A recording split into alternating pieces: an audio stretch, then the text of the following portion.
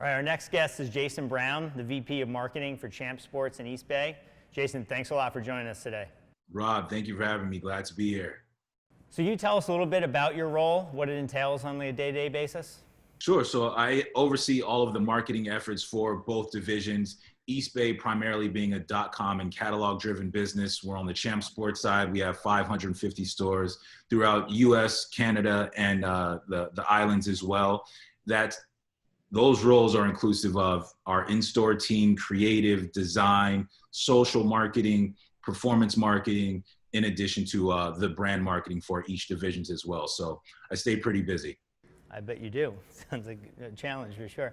How about a little bit about how you got to where you are? Sure. So I would definitely have to start it off giving my parents credit, given that they were entrepreneurs in their own right. They own multiple franchises.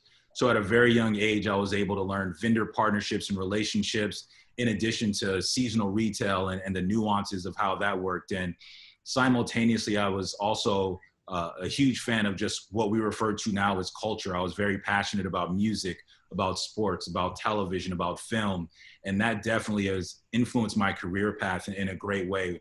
Before I even finished high school, I was working at Def Jam Records. I got a chance to work at Columbia Records in different capacities, even before I really started my first corporate job, which was Fox Sports, working in television, where I was then hired by CJ Oliveris for Fuel TV, got a chance to oversee their integrated marketing department, and subsequently after that, getting to do something similar for the Red Bull Signature Series on behalf of NBC Sports. And then after that, getting recruited by PepsiCo to launch their NBA partnership with athletes like Russell Westbrook. We also created the Uncle Drew movie, which was in theaters, and then Foot Locker recruited me, and I am now head of Champ Sports and Eastbay. Are there experiences you had there, or things about the industry that translate to what you do now, or things you appreciated that you brought into this new role? No, absolutely. I think the biggest takeaway I'd probably reference is the fact that credibility is paramount in action sports, and action sports is obviously inclusive of multiple sports, and I think that remains true for each one. And Rob, you correct me if I'm wrong. If I'm not mistaken, I feel like the term poser originated from action sports, and now the last thing you want as a brand is to be considered a poser. The last thing you want is to be inauthentic or not having credibility, because once you lose that, it's almost impossible to get it back. So any single thing that we do has to be authentic, and it has to be credible in terms of who we are and who our consumer is. And I think a lot of people use that word without really being able to self-reflect, but it is paramount. Excellent. I'm pretty sure poser wasn't directed at me. I'm hoping. I'm not sure, but I will do a little research and make sure. But I think you're right in that. So as the role of content marketing, everyone talks about these days, the entertainment factor, and now as it comes into cause marketing, what's going on, how does that play? Obviously it's critical, it's part of your plan, and how do you bring it into the planning process? How far are you looking out, and then what is your overall use of that? So, yeah, no, definitely loaded question. I would definitely say that there is always short and long-term planning. So taking into consideration, I just referenced back to school holiday. Those are big tentpole moments that we know are going to be on the calendar that we can prepare for.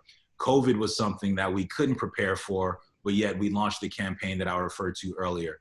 Content specifically is something that is the biggest priority from a Champ's perspective. Again, when you take into consideration our consumer and how they are tied to their mobile device on a regular basis, and how they are on platforms such as YouTube, Instagram, Snapchat on a regular basis, it's imperative that we make sure that we're there, and we're also telling a different story with various types of content. So I would say right now, YouTube is probably our biggest investment and our biggest platform. And it really gives us the opportunity to tell not only sports stories, but to be able to have fun and be funny with comedic content, with content specifically targeted to our female consumer, in addition to exploring art and personal profile stories and things of that nature. So what's great about content, as you know, is that there are infinite stories that you can tell, and we definitely lean into that in an evergreen, always on manner.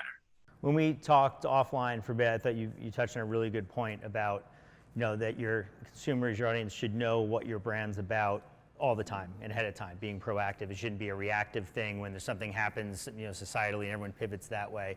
Could you elaborate a little bit on that and the importance and how you've worked that into your marketing?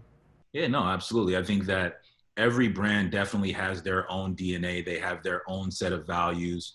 To your point, which I had mentioned in our conversation, and consumers want to be aligned with brands that have the same principles and the same values. And I think even if it's something, as I mentioned with voting, we definitely believe that that's one of the most American things you can do. And when an election comes up, we're going to make sure that we are front and center as it relates to encouraging that sort of conversation. Even when you take the social unrest into consideration as well, we definitely put out multiple statements across the board, even at one time shutting down stores in a certain area. And that's also led to our overall Foot Locker Inc.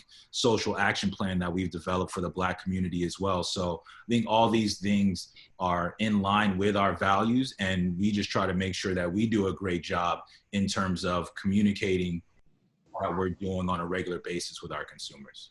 As we start moving into speaking of the topic of social unrest, we have to touch on, you have such a unique perspective, having, being a Black business leader who watched what happened to be literally the first store you had opened for Champs, right, in Tampa, get looted and burned. I'm sure everyone would love to hear your perspective on that and the range of emotions you had to be going through. No, absolutely. I think what you just described was the perfect sort of way to rationalize how I was feeling. It was definitely a range of emotions, definitely one of the most conflicting times of my life, because never has something so personal intersected with where I am in my career and professionally. And you have to take it back to the fact that my parents were both from the South, one from Oklahoma, one from Mississippi, where racism was at its peak when you look at the 1950s and the 1960s. And then myself, growing up as a young Black man in Los Angeles, I've had numerous encounters with the police that weren't necessarily all that great. So when I see things like George Floyd, even stories of personal friends that have experienced similar challenges with police departments and them not necessarily making the news, I completely understand what that frustration feels like. And then on the flip side, I have friends who own businesses that are on Fairfax in Los Angeles who worked really hard to have that dream of having their own business, and yet it being burned down. To your point, when I came down to Florida, the very first store that I opened ended up being one of the unfortunate locations that we had that was literally burned to the ground.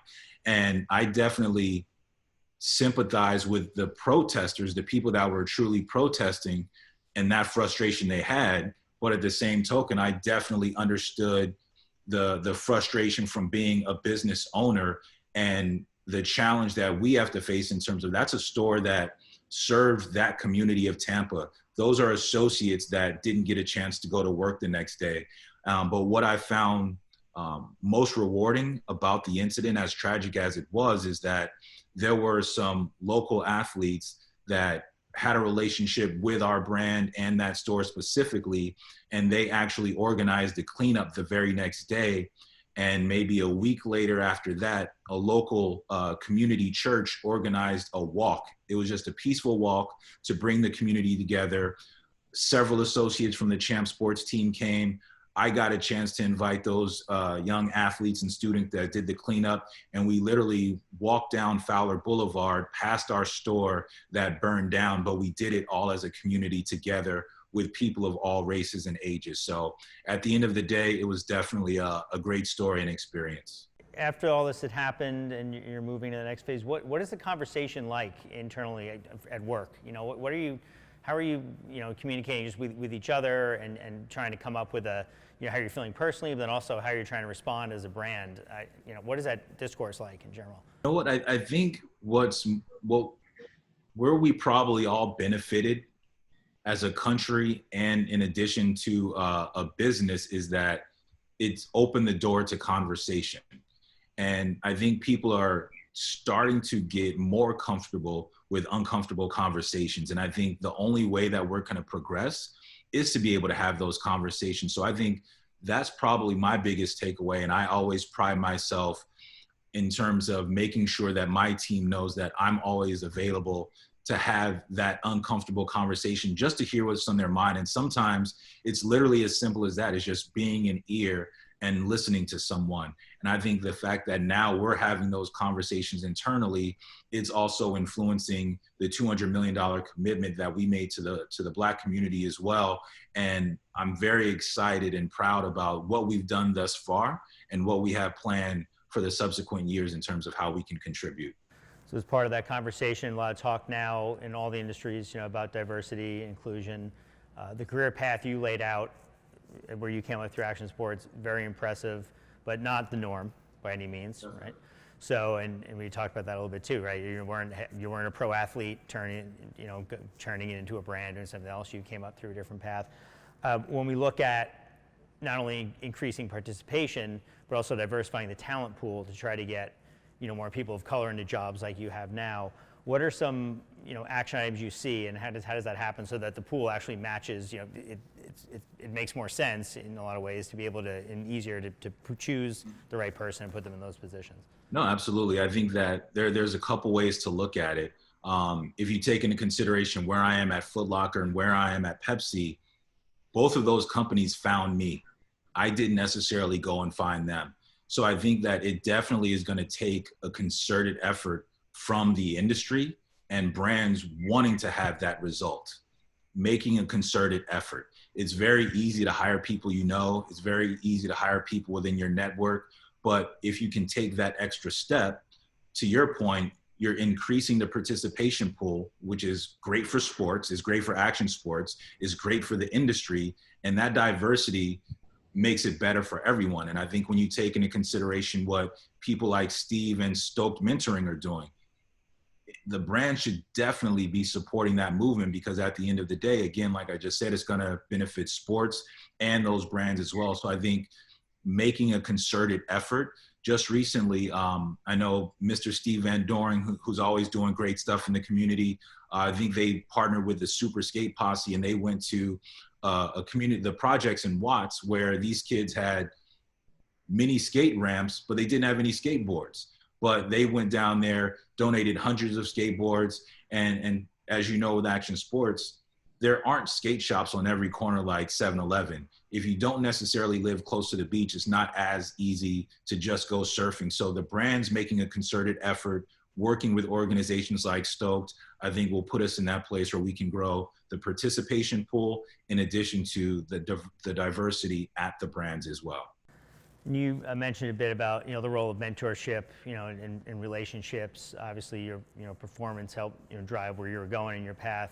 You also mentioned the help. People from like ESA at Fuse had along the path helping you to open some doors and get going. Do you as far as in the overall structure in networking, you see an important role of mentorship across the board, regardless of race or friends? Absolutely. I mean, mentorship is something that I constitute as imperative. To your point, no matter the industry, no matter your ethnicity, whatever the case it is, you can't learn everything that you need to know in school, especially when you take into consideration all the types of opportunities that exist nowadays. And I'm sure all the viewers here, for the most part, wouldn't be where they were without some form of mentorship. And it's definitely something that I look at as a responsibility in terms of whether I mentor one person every week or whether I can just periodically have a conversation with someone and give them any sort of insights to help them try to get to where they are. But I think mentorship should be just something that is human for all of us in terms of how we make the world a better place. And then kind of just back on the business side a little bit more, looking ahead, how have your goals shifted? Everyone's pivoted a bunch, but what are you prioritizing right now from a business perspective, not only for the end of this year, but then trying to sort through what things are going to look like and moving ahead? And to be honest, and it might sound funny, but we definitely try to keep it very, very simple. Our goal is not going to change, and that goal is to serve our customer the best way we can, wherever we can, however we can. So to your point, and what we discussed earlier, I look at it more so in the sense of how can we remove customer friction points to serve them better? we're going to have those tentpole moments that I referred to. So one example of removing a friction point, one of the things we've started to emphasize and build up is our buy online, pick up in store. There are some people that are very, very comfortable going to a mall, going to a store, and going shopping. There are some people that want to be able to pick out what they want on their phone, go to a store, show their phone, and pick it up without having to interact or be in close proximity to someone. So things of that nature, curbside pickup. We've actually had a few pop-up stores that we've done as well. But I would definitely say that we're looking to make sure over the course of time that we're removing as much customer friction as we can and trying to increase the level of convenience across the board for our customer. Earlier you mentioned Steve Van Doren and Vans, work they've done. I recently interviewed Doug Palladini from Vans, and he said, he's crediting the response Vans has been able to have with the fact that the company has a bit of a war chest. There's some support there, and they're willing to take a long-term view and focus on the customers. It seems like with Foot Locker, you may be in a similar position. I'm wondering, what are you kind of grateful for? What tactical advantages have the parent company given you in your response? Well, first, to your point, I completely agree. So hats off to you, Doug. Hats off to you, Steve. Definitely saw the work that you guys are doing. I was already a Vans fan before, even more so when I saw the statements and the strategy and the plans that they put out. And I think that's a testament as to why Vans is still as relevant as it is right now. And I think to your point about the question with us, we have roots throughout this country. Foot Locker as an organization has been around forever, in addition to Champ Sports, Eastbay, and Foot Action. And I think being able to make sure that we know that our community who has supported us, that we support them in the same exact way. I think that's really the goal and objective. And it was really more so us making sure that we were proud of that connection and that we were committed to them, and that they understood that commitment.